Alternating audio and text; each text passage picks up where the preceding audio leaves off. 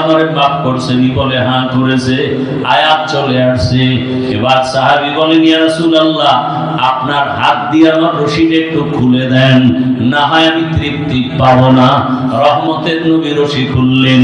সাহাবী চোখের পানি, কি পরিমাণ কান্নার আওয়াজ! ওই খুঁটির উপরে আজও লেখা আছে সতুনে তাওবা, তওবার খুঁটি। আল্লাহ পাক আয়াত দিয়া ওই সাহাবীর তওবা কবুল করে ফেলেছেন।